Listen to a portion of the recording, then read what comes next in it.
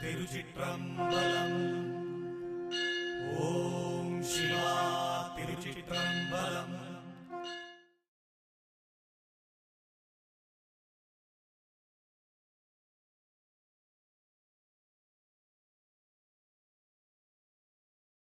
ಗುರುಗಳೇ, ನಾವು ಮಠಕ್ಕೆ ಬಂದಿದ್ದು ಫಸ್ಟ್ ಹೇಳೋ ಮಂತ್ರನೇ ತಿರುಚಿಟ್ರಂಬಲಂ. ತಿರುಚಿಟ್ರಂಬಲಂ ಅಂದರೆ ಏನು? ತಿರುಚಿಟ್ರಂಬಲಂ ಅಂತೇಳಿದರೆ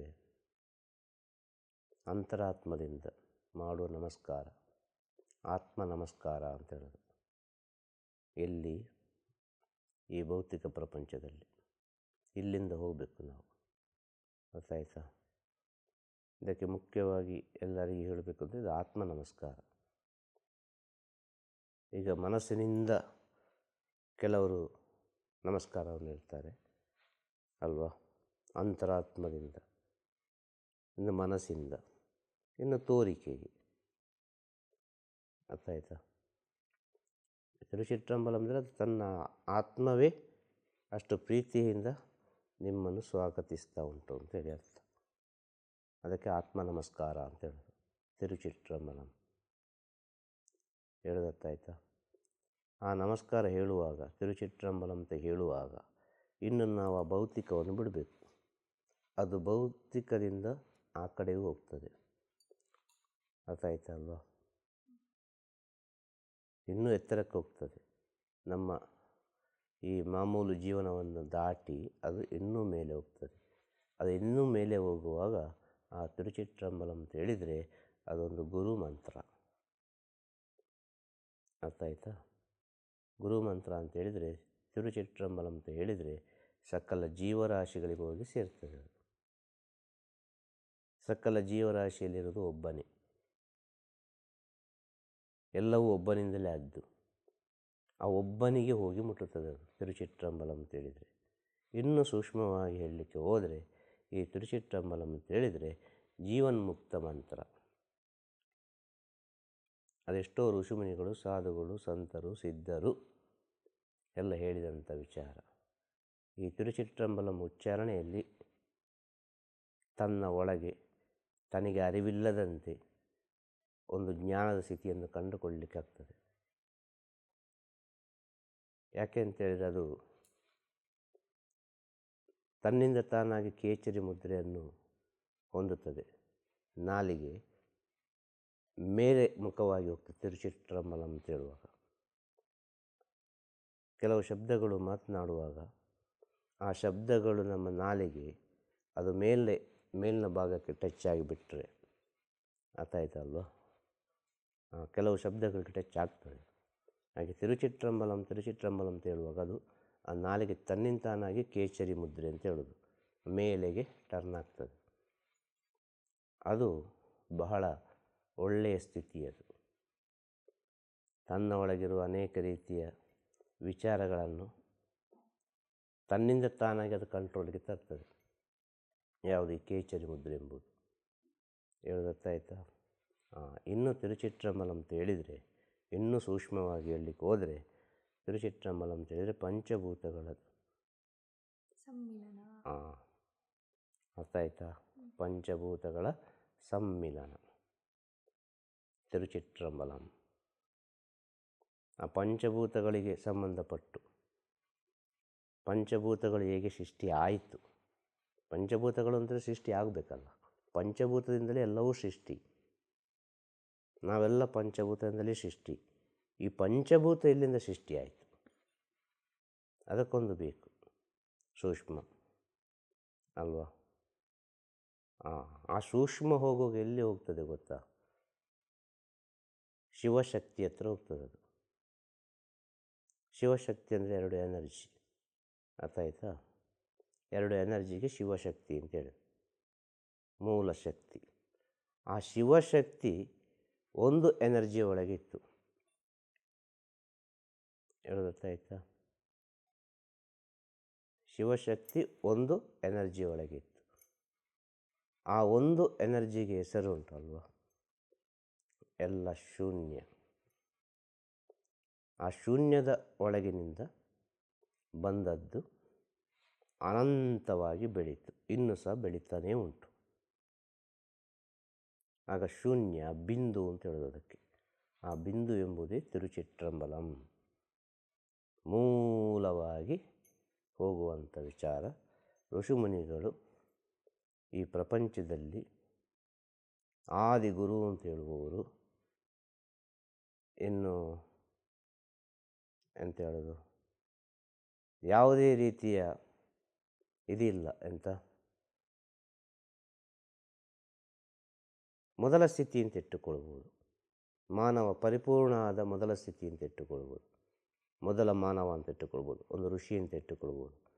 ಆಗ ಯಾವುದೇ ಲಿಪಿಗಳಿಲ್ಲ, ಯಾವುದೇ ವಿಚಾರಗಳಿಲ್ಲ, ಹೇಗೆ ಊಟ ಮಾಡಬೇಕು ಅಂತ ಗೊತ್ತಿಲ್ಲ, ಯಾವುದನ್ನು ಊಟ ಮಾಡಬೇಕು ಅಂತ ಗೊತ್ತಿಲ್ಲ, ಅಂಥ ಪರಿಸ್ಥಿತಿ, ಅಂಥ ಒಂದು ಸ್ಥಿತಿ. ಅಲ್ಲಿಂದ ಎಲ್ಲವೂ ಪ್ರಾರಂಭವಾಗೋದು ಈ ಮನುಕುಲ.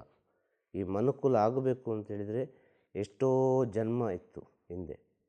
ನಾವು ಯಾವ್ಯಾವ ರೀತಿಯಲ್ಲಿ ಇದ್ದೆವು, ಇವತ್ತು ನಾವು ಎತ್ತರವಾಗಿ ನಿಂತಿದ್ದೇವೆ. ಈ ಸತ್ಯ ಅರ್ಥಾಯ್ತಾ?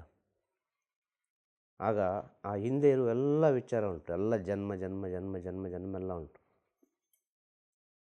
ಹೇಳೋದಾಗ್ತದ? ಹಾಂ. ಆಗ ತನ್ನ ಒಳಗೆ ಪ್ರಕೃತಿಯಿಂದ ಬಂದ ಶಬ್ದ ಅದು ಯಾವುದು? ತಿರುಚಿಟ್ರಂಬಲಂ. ಜ್ಞಾನಿಗಳಿಗೆ, ಯೋಗಿಗಳಿಗೆಲ್ಲ ಪ್ರಕೃತಿಯಿಂದ ಸಿಕ್ಕಿದ ಶಬ್ದ ಅದು. ಪ್ರಕೃತಿ ಅಂತ ಹೇಳಿದರೆ ಅಷ್ಟು ಸೂಕ್ಷ್ಮ ಹೋಗ್ತದೆ ಅಂತ ಹೇಳೋದು. ಹತ್ತಿರದಲ್ಲಿ ಹೇಳಿದರೆ ಪ್ರಕೃತಿ ಅದೆಂತಲೂ ಸೂಕ್ಷ್ಮ ಸೂಕ್ಷ್ಮ ಸೂಕ್ಷ್ಮ ಸೂಕ್ಷ್ಮ ಹೋಗಿ ಒಂದು ಅಂಡಾಣಿನ ಒಳಗೆ ಹೋಗಿ ಮುಟ್ತದೆ ಈ ತಿರುಚಿಟ್ರಂಬಲಂ ಅಂತೇಳಿದರೆ. ಅಂಡಾಣಿನಿಂದಲೆಲ್ಲ ಸೃಷ್ಟಿಯಾಗೋದು, ಅಂಡಾಣು ಸೃಷ್ಟಿಯಾಗಬೇಕು, ಅದರಿಂದಲೂ ಸೂಕ್ಷ್ಮ ಹೋಗ್ತದೆ. ಆದ ಕಾರಣ ನಮ್ಮ ಋಷಿಮುನಿಗಳು ತಿರುಚಿಟ್ರಂಬಲಂ ಅಂತೇಳಿದರೆ ಈ ಪ್ರಪಂಚದ ಮೊದಲನೆಯ ಬೀಜಾಕ್ಷರ ಮಂತ್ರ. ಒಂದೊಂದು ಅಕ್ಷರಗಳು ಸಿಕ್ಕಿತ್ತು ಎಲ್ಲರಿಗೆ, ಆ ಅಕ್ಷರಗಳನ್ನು ಸೇರಿಸಿದರು. ಒಂದು ಋಷಿಗೆ ಒಂದು ಅಕ್ಷರ ಸಿಕ್ಕಿತ್ತು, ಇನ್ನೊಂದು ಋಷಿಗೆ ಇನ್ನೊಂದು ಅಕ್ಷರ ಸಿಕ್ಕಿತ್ತು, ಇನ್ನೊಂದು ಋಷಿಗೆ ಇನ್ನೊಂದು ಅಕ್ಷರ ಸಿಕ್ಕಿತ್ತು ಈ ಪ್ರಕೃತಿಯಿಂದ. ಹೇಳೋದಾಯ್ತಾ? ತಿರುಚಿಟ್ರಂಬಲಂ ಅಂದರೆ ಬಿಂದು. ಈ ತಿರುಚಿಟ್ರಂಬಲಂ ಅಂತ ಹೇಳಿದರೆ ಶಿವನಿಗೆ ಹೇಳೋದು. ತಿರುಚಿಟ್ರಂಬಲತ್ತ ಪೊನ್ನಂಬಲ ಗುರುವೇ ಅಂತೇಳಿ. ಇದು ಶಿವತತ್ವಕ್ಕೆ ಬಹಳ ಮುಖ್ಯವಾದ ಮಂತ್ರ. ಒಂದು ಶಿವನನ್ನು ಪೂಜೆ ಮಾಡಬೇಕು ಅಂತ ಹೇಳಿದರೆ, ಒಂದು ಶಿವ ನಮಗೆ ಒಂದು ಬಹಳ ಶಿವನ ಸ್ಥಿತಿ, ಶಿವನ ಜ್ಞಾನ, ಶಿವನ ಆಶೀರ್ವಾದ ಎಲ್ಲ ನಮಗೆ ಸಿಗಬೇಕು ಅಂತ ಹೇಳಿದರೆ ಬಹಳ ಸುಲಭವಾಗಿರುವ ಒಂದು ದಾರಿ ಉಂಟಲ್ವ, ತಿರುಚಿಟ್ರಂಬಲಂ. ಇಲ್ಲಿ ಶಿವ ವಿಷ್ಣು ಅಂತೇಳಿ ಬೇರೆ ಬೇರೆ ಅಂತಲ್ಲ, ಶಿವನನ್ನು ಹಿಂಬಾಲಿಸಿದವರು ಅದರ ಸತ್ಯವನ್ನು ಹೇಳಿದರು. ಅರ್ಥಾಯ್ತಾ? ಎಲ್ಲವೂ ಶಿವನೊಳಗೆ ಉಂಟು ಅಂತೇಳಿ, ಪ್ರತಿಯೊಂದು ಸ್ಥಿತಿಯು ಶಿವನೊಳಗೆ ಉಂಟು ಅಂತ. ಇದು ಎರಡು ಪಾರ್ಟಿ ಆಯಿತು. ಅರ್ಥಾಯ್ತಲ್ವ? ಶಿವತತ್ವ, ವಿಷ್ಣು ತತ್ವ ಅಂತ ಎರಡು ಪಾರ್ಟಿ ಆಯಿತು. ಅವರ ಮೇಲೆ ಇವರ ಮೇಲೆ, ಇವರ ಮೇಲೆ ಅವರ ಮೇಲೆ ಅಂತೇಳಿ ಹೋದರು. ಶಿವತತ್ವ ಅಂದರೆ ಏನು, ವಿಷ್ಣು ತತ್ವ ಅಂದರೆ ಏನು? ಶಿವತತ್ವ ಅಂತ ಹೇಳಿದರೆ ಕಾಡು, ವಿಷ್ಣು ತತ್ವ ಅಂತ ಹೇಳಿದರೆ ನಾಡು. ಹೇಳೋದಾಯ್ತಾ? ಕಾಡು ಮತ್ತು ನಾಡಿನ ಸಂಬಂಧ. ಆಗ ಮೊದಲಿದ್ದದ್ದು ಕಾಡು, ಕಾಡು ಹೋದ ನಂತರ ನಾಡು ಆಯಿತು. ನಾಡಂದರೆ ಏನು? ಸಂಸಾರ. ಕಾಡಂದರೆ ಏನು? ಸನ್ಯಾಸ. ಆಗ ಸಂಸಾರದಲ್ಲಿದ್ದವರೇ ಸನ್ಯಾಸಿಗಳಾಗಬೇಕು ಅಲ್ವಾ? ಇಲ್ಲಿ ಬೇರೆ ಬೇರೆ ಹೇಗೆ ಆಯಿತು? ಇದು ಮನುಷ್ಯ ಮಾಡಿದ್ದು. ಎಲ್ಲ ಒಂದೇ ಅಂತ ಹೇಳೋದು ತಿರುಚಿಟ್ರಂಬಲ. ಅರ್ಥ ಆಯ್ತಲ್ವ? ಎಲ್ಲವೂ ಒಂದೇ. ಇಲ್ಲಿ ಎಲ್ಲವೂ ಒಂದೇ. ಸರಿಯಾಗಿ ನೋಡಲಿಕ್ಕೆ ಹೋದರೆ, ಸೂಕ್ಷ್ಮದಲ್ಲಿ ನೋಡಲಿಕ್ಕೆ ಹೋದರೆ, ಒಂದರಿಂದಲೇ ಎಲ್ಲವೂ ಸೃಷ್ಟಿಯಾಯಿತು. ಎಲ್ಲ ಒಂದರ ಕೈಯೊಳಗೆಯೇ ಉಂಟು. ಆ ಒಂದು ಎಂಬುದು ಶೂನ್ಯದಿಂದ ಪ್ರಾರಂಭವಾಯಿತು. ಆ ಶೂನ್ಯ ಎಂಬುದು ಹೇಗೆ ಪ್ರಾರಂಭವಾಯಿತು? ಇದು ದೈವಿಕ ರಹಸ್ಯ.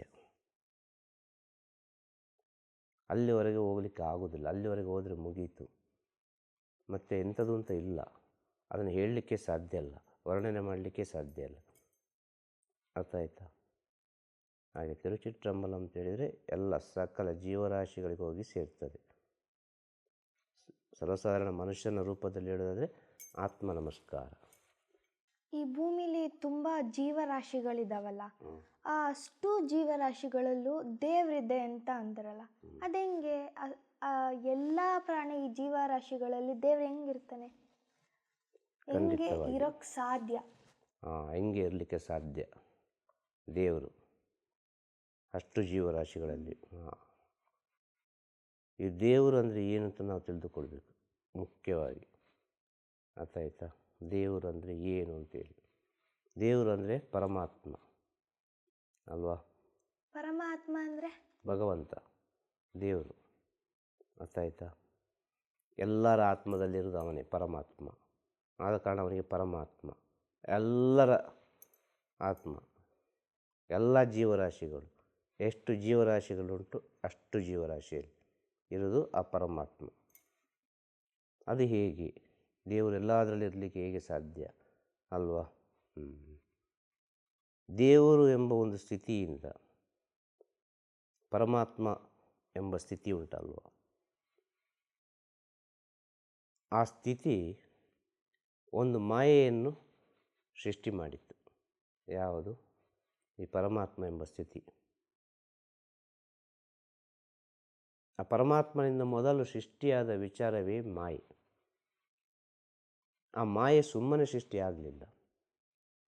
ಆ ಮಾಯೆ ಸೃಷ್ಟಿಯಾಗಬೇಕಾದ್ರೆ ಈ ಪರಮಾತ್ಮನ ಅಂಶವಿರಬೇಕು. ಆಗ ಭಗವಂತ ಮೊದಲು ಈ ದೇವರು ಎಂಬ ಸ್ಥಿತಿ ಉಂಟಲ್ವ, ಮೊದಲು ಸೃಷ್ಟಿ ಮಾಡಿದ್ದು ಆತ್ಮವನ್ನು. ಮೊದಲು ಸೃಷ್ಟಿ ಮಾಡಿದ್ದು ಒಂದು ಆತ್ಮ, ಒಂದು ಎನರ್ಜಿಯನ್ನು. ಆ ಎನರ್ಜಿ ಏನಾಯಿತು ಅಂತ ಹೇಳಿದರೆ, ತನ್ನ ಒಂದು ಗುರುತ್ವಾಕರ್ಷಣ ಬಲ ಅದರಿಂದ ಹೊರಗೆ ಬಂತು. ಈ ಭಗವಂತ ಅಂತ ಹೇಳೋ ಒಂದು ಸ್ಥಿತಿ ಉಂಟಲ್ವ, ಅಲ್ಲಿಂದ ಸ್ವಲ್ಪ ಹೊರಗೆ ಬಂತು. ಹೇಳ್ದತ್ತಾಗ್ತದ? ಒಂದು ಗ್ಲಾಸಿನಲ್ಲಿ ನೀರು ಉಂಟು ಅಂತ ಹೇಳಿದರೆ, ಆ ಗ್ಲಾಸಿನಲ್ಲಿದ್ದ ನೀರು ಯಾವುದೋ ಒಂದು ವಿಷಯದಲ್ಲಿ ಹೊರಗೆ ಚೆಲ್ತದೆ ಅಲ್ವಾ? ಅದು ಪುನಃ ಗ್ಲಾಸಿಗೆ ಅದೇ ನೀರಾಗಿ ಪರಿವರ್ತನೆ ಆಗಬೇಕಾದರೆ ಎಷ್ಟು ಸಮಯ ಬೇಕಾಗ್ತದೆ?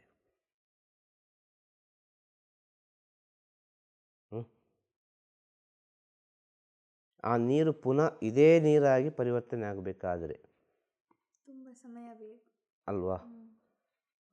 ಈಗ ಒಂದು ನೀರು, ಒಂದು ಟೀ ಹುಡಿ, ಒಂದು ಸಕ್ಕರೆ, ಸ್ವಲ್ಪ ಹಾಲು, ಎಲ್ಲವೂ ಮಿಕ್ಸ್ ಆಗ್ತದೆ ಅಲ್ವಾ? ಬೇರೆ ಬೇರೆ ಬೇರೆ ಬೇರೆ ಮಿಕ್ಸ್ ಆಗ್ತದೆ. ಈ ಮಿಕ್ಸ್ ಆದದ್ರಿಂದ ಆ ನೀರಾಗಿ ಪುನಃ ಪರಿವರ್ತನೆ ಆಗಲಿಕ್ಕೆ ಎಷ್ಟು ಸಮಯ ಬೇಕು? ತುಂಬ ಬೇಕು. ಪರಿವರ್ತನೆ ಆಗ್ತದಾ? ಆಗೋದಿಲ್ಲ ಅಲ್ವಾ? ಅದು ಪುನಃ ನೀರಾಗಿ ಪರಿವರ್ತನೆ ಆಗಬೇಕಾದರೆ ಅದು ಪುನಃ ಭೂಮಿಗೆ ಬಿದ್ದು, ಪುನಃ ಈ ಮಣ್ಣಿನೊಟ್ಟಿಗೆ ಬೆರೆತು, ಪುನಃ ಅದು ಯಾವುದೋ ಒಂದು ರೂಪದಲ್ಲಿ ಮೇಲೆ ಆವಿಯಾಗಿ ಹೋಗಬೇಕು. ಆವಿಯಾಗಿ ಹೋಗಿ ಅದು ಮಳೆಯಾಗಿ ಪುನಃ ಬರಬೇಕು. ಎಷ್ಟು ಕೆಲಸ ಉಂಟು? ಅದೇ ರೀತಿ ಈ ಭಗವಂತ ಎಂಬ ಶಕ್ತಿ ಉಂಟಲ್ವ, ಈ ಪರಮಾತ್ಮ ಎಂಬ ಶಕ್ತಿಯಿಂದ ಒಂದು ಸಣ್ಣ ವಿಚಾರ ಹೊರಗೆ ಬಂತು ಟಕ್ ಅಂತೇಳಿ, ಯಾವುದೋ ಒಂದು ರೀತಿಯಲ್ಲಿ. ಆ ಹೊರಗೆ ಬಂದ ವಿಚಾರ ಏನಾಯಿತು ಗೊತ್ತಾ? ಅದು ಬೆಳೀತಾನೇ ಹೋಯಿತು. ಬೆಳೀತು ಬೆಳೀತು ಬೆಳೀತು ಎತ್ತರಕ್ಕೆ ಬೆಳೀತದು. ಏನೇನು ಮಾಡಿದರೂ ಅದು ಸೇರಿಕೊಳ್ಳೋದಿಲ್ಲ. ಪುನಃ ಅದು ಒಂದಾಗ್ತಾ ಇಲ್ಲ. ಆ ವಾತಾವರಣ ತಪ್ಪಿ ಹೋಯಿತು. ಹೇಳ್ದತ್ತಾಯ್ತಾ? ಹೇಳ್ದತ್ತಾಗ್ತದ?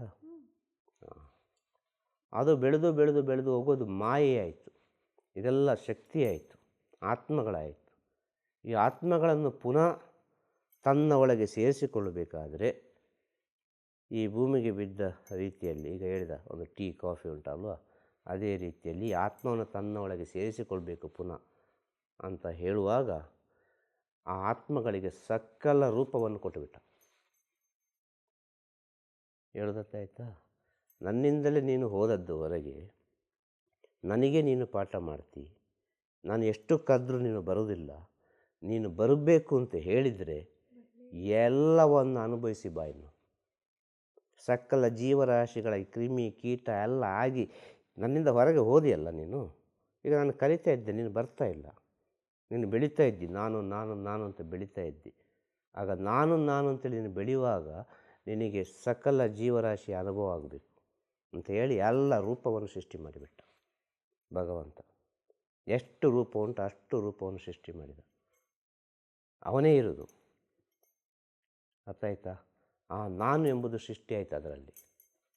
ಅವನೊಳಗೊಂದು ನಾನು ಎಂಬ ವಿಷಯ ಸೃಷ್ಟಿಯಾಗುವಾಗ ಯಾವ್ಯಾವ ರೂಪನ ತಾಳಿ ಕೊನೆಗೆ ಮನುಷ್ಯ ರೂಪಕ್ಕೆ ಬಂದು ಆ ಮನುಷ್ಯ ರೂಪದಲ್ಲಿ ಇದನ್ನು ಅರ್ಥ ಮಾಡಿಕೊಳ್ಳಲಿಕ್ಕೆ ಸಾಧ್ಯ. ರೂಪದಲ್ಲಿ ಕೊನೆಯ ರೂಪ ಮನುಷ್ಯ ರೂಪ. ಈ ಮನುಷ್ಯ ರೂಪ ಅಂತೇಳಿದರೆ ನಾವು ಎಷ್ಟೋ ರೂಪವನ್ನು, ಎಷ್ಟೋ ಕ್ರಿಮಿಕೀಟಗಳಾಗಿ ಯಾವ್ಯಾವ ರೀತಿಯಲ್ಲಾಗಿ ಹುಟ್ಟಿ ಬಂದು ಈ ಮನುಷ್ಯ ರೂಪದಲ್ಲಿ ಬಂದಿದ್ದೇವೆ. ಈ ಮನುಷ್ಯ ರೂಪದಲ್ಲಿ ಬಂದ ಕಾರಣ ನಮಗೆ ಭಗವಂತ ಅಂತ ಹೇಳಲಿಕ್ಕಾಗೋದು. ಈ ಜ್ಞಾನ ಅಂದರೆ ಏನು ಅಂತೇಳಿ ಗೊತ್ತಾಗೋದು. ಹೇಳೋದರ್ಥ ಆಯಿತಾ? ಈಗ ಮನುಷ್ಯ ರೂಪದಲ್ಲಿ ಭಗವಂತನ ಹತ್ರ ನಾವು ಬಂದು ಮುಟ್ಟಿದ್ದೇವೆ. ಈಗ ಪ್ರೆಸೆಂಟ್ ಎಲ್ಲ ಮಾನವರು, ನಮಗೆ ಮತ್ತು ಭಗವಂತನಿಗೆ ಒಂದೇ ಒಂದು ಬಾಗಿಲು ಮಾತ್ರ ಇರೋದು. ಆ ಬಾಗಿಲು ತೆಗಿಲಿಕ್ಕೆ ಅಲ್ಲಿವರೆಗೆ ಬಂದು ಮುಟ್ಟಿದ್ದೇವೆ. ಆ ಬಾಗಿಲು ತೆಗಿಲಿಕ್ಕೆ ಒಂದು ಬೀಗದ ಕೀ ಇಲ್ಲ ಇಲ್ಲೀಗ, ಅಲ್ಲ ಪಾಸ್ವರ್ಡ್ ಇಲ್ಲ, ಏನೋ ಮರ್ತೋಗಿದೆ. ಇಲ್ಲಿವರೆಗೆ ನೆನಪಿತ್ತು ಪಾಸ್ವರ್ಡ್. ಎಲ್ಲಿವರೆಗೆ? ಮನುಷ್ಯ ಜನ್ಮದವರೆಗೆ ಒಂದು ಯಾವುದ್ಯಾವುದೋ ರೀತಿಯಲ್ಲಿ ಬಾಗಿಲು ತೆಗೆದು ದೇವರ ಕೋಣೆ ಹತ್ರ ಬಂದಿದ್ದೇವೆ. ಆದರೆ ಬಾಗಿಲು ತೆಗಿಲಿಕ್ಕೆ ಆಗ್ತಾಯಿಲ್ಲ, ಕೀ ಇಲ್ಲ, ಪಾಸ್ವರ್ಡ್ ಗೊತ್ತಿಲ್ಲ, ಲಾಕ್ ಎಲ್ಲಿ ಉಂಟು ಗೊತ್ತಿಲ್ಲ. ಇದು ಗೊತ್ತಾದರೆ ಬಾಗಿಲು ತೆಗೆದು ಒಳಗೆ ಹೋದರೆ ಆ ದೇವರು ಅಂದರೆ ಏನು ಅಂತೇಳಿ ಎಲ್ಲರಿಗೂ ಅರ್ಥ ಆಗ್ತದೆ. ಆಗ ಮನುಷ್ಯ ಜನ್ಮದಾಗ ನಾವು ಬಂದಿದ್ದೇವೆ. ನಾನು ಎಂಬ ವಿಚಾರಕ್ಕೆ ಬೇಕಾಗಿ, ಈ ಆತ್ಮಕ್ಕೆ ಉಂಟಾದ ನಾನು ಎಂಬ ವಿಚಾರ, ಈ ಮಾಯೆಗೆ ಬೇಕಾಗಿ, ಆ ಮಾಯೆಯಿಂದ ಹೊರಗೆ ಬರಲಿಕ್ಕೆ ಬೇಕಾಗಿ ಭಗವಂತ ಸಕಲ ಜೀವರಾಶಿಯನ್ನು ಸೃಷ್ಟಿ ಮಾಡಿ, ಅದರಲ್ಲಿ ಮಾನವ ಜೀವರಾಶಿಯನ್ನು ಸೃಷ್ಟಿ ಮಾಡಿ, ಮಾನವ ಜನ್ಮದಿಂದ ಶ್ರೇಷ್ಠ ಜನ್ಮವನ್ನು ಹೊಂದಿ ಒಂದು ಗುರುವಿನ ಸ್ಥಿತಿಯನ್ನು ಹೊಂದಿ 10 ಜನಕ್ಕೆ ತನ್ನಲ್ಲಿರುವ ಜ್ಞಾನವನ್ನು ಉಪದೇಶ ಮಾಡಿ, ನಾನು ಯಾಕೆ ಬೇಕಾಗಿ ಜನ್ಮ ಬಂದಿದೆ ಎಂಬ ಸತ್ಯವನ್ನು ತಿಳಿದು, ಸಕಲ ಜೀವರಾಶಿಯಲ್ಲಿ ಭಗವಂತ ಇದ್ದಾನೆ ಅಲ್ವಾ? ಭಗವಂತ ಪಂಚಭೂತದಲ್ಲಿರುವಂಥ ವಿಚಾರ. ಆ ಪಂಚಭೂತಗಳೇ ನಮ್ಮ ಒಳಗಿರೋದು. ಆ ಪಂಚಭೂತಗಳಿಂದ ಸೂಕ್ಷ್ಮವಾಗಿ ಹೋದರೆ ಅಲ್ಲಿಯೂ ಭಗವಂತ, ಎಲ್ಲ ಕಡೆ ಭಗವಂತ ಅಲ್ವಾ? ಭಗವಂತನ ಹತ್ರ ನಾವು ಹೋಗಬೇಕು. ಈ ಸತ್ಯವನ್ನು ತಿಳಿಯುವುದು ಹೇಗೆ? ಭಗವಂತನ ಹತ್ರ ನಾವು ಹೋಗಬೇಕು. ಭಗವಂತ ನಮ್ಮ ಹತ್ರ ಬರೋದಿಲ್ಲ. ಇದು ಸತ್ಯ. ಯಾಕೆಂದರೆ ಭಗವಂತನಿಂದ ನಾವು ಬಂದ ಆಗಿದೆ. ಇದನ್ನು ಹೇಗೆ ತಿಳಿಯುವುದು? ಜ್ಞಾನ. ಇದನ್ನು ನಾವು ಪ್ರಾಕ್ಟಿಕಲ್ ಆಗಿ ತಿಳಿಬೇಕು. ಒಂದು ನೀರು ಬೇಕು ಕುಡಿಲಿಕ್ಕೆ. ನೀರು ನಮ್ಮ ಹತ್ರ ಬರ್ತದಾ? ಬರೋದಿಲ್ಲ. ನೀರು ನಮ್ಮ ಒಳಗೆ ಉಂಟು. ನಮ್ಮ ಒಳಗೆ ನೀರಿರುವ ಕಾರಣ ನಾವು ಇಷ್ಟು ಚೆನ್ನಾಗಿರೋದು. ಆದರೆ ನಮಗೆ ನೀರು ಬೇಕು ಹೊರಗಿಂದ. ಈ ನೀರು ಸಾಕಾಗೋದಿಲ್ಲ. ಆಗ ನೀರಿನ ಹತ್ರ ನಾವು ಹೋಗಬೇಕಲ್ಲ. ಗಾಳಿ ನಮ್ಮ ಒಳಗೆ ಉಂಟು, ಆದರೆ ಹೊರಗೆ ಗಾಳಿ ಇದ್ದರೆ ತಾನೇ ನಮ್ಮ ಒಳಗೆ ಗಾಳಿ ಹೋಗೋದು. ಆ ಗಾಳಿ ಇದ್ದರೆ ಕಟ್ಟಾದರೆ ಮುಗೀತಲ್ಲ. ನಾವು ಅದರ ಹತ್ರ ಇದ್ದೇವೆ. ನಮ್ಮನ್ನು ಅದು ಆಟ ಆಡ್ತಾ ಉಂಟು. ಎಷ್ಟೇ ದೊಡ್ಡ ಕೋಟ್ಯಾಧಿಪತಿ ಆದರೂ ಬರೋದಿಲ್ಲ. ಯಾರೋ ತಂದು ಕೊಡಬೇಕು ಅಲ್ವಾ? ಕೋಟ್ಯಾಧಿಪತಿ ಆದರೂ ಕೂಡ ತಂದು ಕೊಡಲಿಕ್ಕೆ ಒಬ್ಬ ಬೇಕಲ್ಲ. ಅವನಾದ್ರೂ ಓಡಬೇಕಲ್ಲ ಆ ಕಡೆ ಈ ಕಡೆ. ಅದಾಗಿ ಬರ್ತದ. ಈ ರೀತಿ ಜೀವನದಲ್ಲಿ ಸತ್ಯವನ್ನು ತಿಳಿಬೇಕು. ಅದು ನಮ್ಮ ಹತ್ರ ಬರ್ತಾ ಇಲ್ಲಲ್ಲ. ಯಾಕೆ ಬರ್ತಾ ಇಲ್ಲ? ಆಗ ಗೊತ್ತಾಗ್ತದೆ ದೇವರು ಎಲ್ಲಿದ್ದಾನೆ, ದೇವರು ಹೇಗಿದ್ದಾನೆ, ಯಾವ ರೀತಿ ಇದ್ದಾನೆ, ಯಾರೊಳಗೆ ಇದ್ದಾನೆ ಅಲ್ವಾ? ನಮ್ಮ ಒಳಗೇ ಇರೋದು ದೇವರು. ನಮ್ಮ ಒಳಗೆ ಇದ್ದರೂ ಕೂಡ ನಾವು ದೇವರ ಹತ್ರ ಹೋಗಲಿಕ್ಕೆ ಪ್ರಯತ್ನ ಪಡಬೇಕು. ಆ ದೇವರ ಹತ್ರ ಹೋಗಲಿಕ್ಕೆ ಪ್ರಯತ್ನ ಪಟ್ಟು ಮನುಷ್ಯ ಜನ್ಮಕ್ಕೆ ಬಂದಿದ್ದೇವೆ. ಈ ಮನುಷ್ಯ ಜನ್ಮದಿಂದ ಆ ಭಗವಂತನ ಹತ್ರ ಹೋಗಬೇಕು ಅಂತ ಹೇಳಿದರೆ ಅನೇಕ ಪರೀಕ್ಷೆಗಳುಂಟು.